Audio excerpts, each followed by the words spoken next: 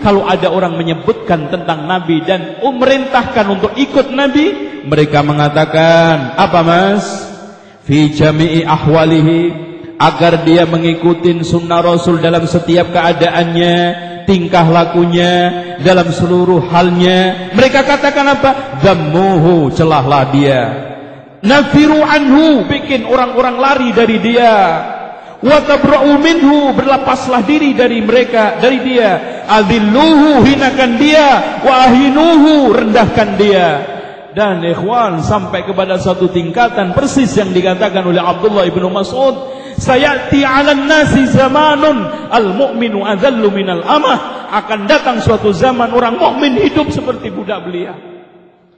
Oleh karena itu Imam Al-Auza'i mengatakan, lan yadhhabu ahlul Islam walakin yadhhabu ahlus sunnah hatta la yabqa fil qaryati illa rajulun wahid. Tidaklah mungkin lenyap, orang Islam tidak akan lenyap, akan tetapi yang lenyap adalah ahli sunnah, dan tidak tersisa di suatu kampung kecuali satu orang. Itu pun terhina, tertindas, suaranya tidak pernah didengar, dan mereka sangat terisolir. Sabarlah terhadap ghuraba, sabarlah terhadap ghurbatul Islam, karena fadilahnya banyak. Rasulullah SAW mengatakan di dalam hadis yang sahih, al-ghuraba unasun salihun fi unasi su'in kathir man ya'sihim aktsaru mimman yuti'uhum. Mereka manusia yang soleh, hidup di tengah manusia yang jahat, yang jelek, yang bobrok akhlaknya, rusak akidahnya, yang membangkang, yang menentang lebih banyak daripada yang mentaati. Nas'alullahal afiyah. Sekarang hadirin sekalian, kalau memang seperti itu, kebid'ahan maulid Nabi harus kita bantah. Subhat-subhat harus kita bongkar. Karena memang Rasulullah SAW mengatakan di dalam hadis yang sahih yang dikeluarkan oleh Ibnu Adi di dalam Al-Kamil, Ibnu Hibban dalam Siqatnya, Ibnu Waddah di dalam kitab Al-Bid'ah wan Nahyu Anha, dan Ibnu Qayyim di dalam kitab Miftah Darus Sa'adah. Rasulullah SAW mengatakan, yahmilu hadzal ilma min kulli khalafin uduluhu, akan membawa ilmu ini terus setiap generasi manusia yang paling adil, istiqamah, tidak menjual agama dengan seonggok harta dunia, dan tidak mencoba menungkar dengan hawa nafsu, tapi tetap istiqamah. Tugas mereka yanfuna anhu tahrifal ghalin, menafikan penyimpangan orang-orang yang melampaui batas berlebihan, wantihalal mubtilin, dan orang-orang batil yang mencoba untuk menisbatkan kebatilan mereka kepada Islam, wa ta'wilal jahilin, dan takwilnya orang bodoh. Dan ternyata ikhwan, katanya Ibnu Qayyim, rusaknya agama karena tiga orang ini: penyimpangan orang-orang yang berlebihan, penisbatan batil ke Islam orang-orang yang ahlul batil, dan takwilnya orang-orang bodoh. Antum lihat kesalahan agama, imma penyimpangan orang yang berlebihan, atau ahlul batil menisbatkan kebatilan dengan Islam, dikasih cover kemasan Islam, Islam sunnah, tapi ternyata sesat bid'ah. Islam tapi ternyata di dalamnya adalah berbagai macam penyimpangan bid'ah khurafat.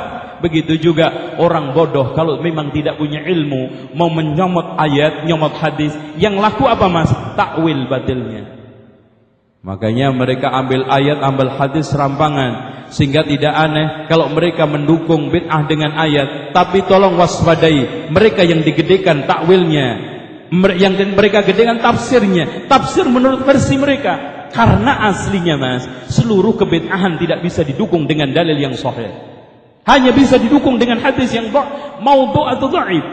Kalau seandainya ada di antara mereka menggunakan ayat-ayat atau hadis yang sahih, ketahui, pahami dan teliti, pasti pembeloan, penyimpangan, takwil, tafsirnya jauh dari panggang, tidak pernah didahului oleh ulama. Nanti kita akan sampaikan di antara mereka bagaimana menggunakan ayat untuk peringatan Maulid Nabi, menggunakan hadis yang sahih untuk peringatan Maulid Nabi.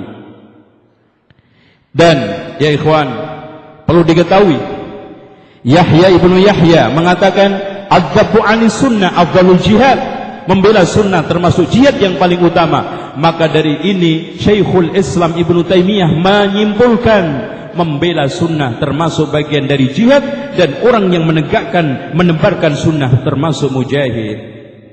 Nah, sebelum saya mas kenapa masih ada orang terus mempertahankan maulid? Kenapa masih ada orang yang meyakini bahwa maulid itu dianjurkan? Yakin tidak terlepas dari syubhat. Sebelum saya menjawab, kurang lebih ada syubhat 15. Mudah-mudahan nyampe.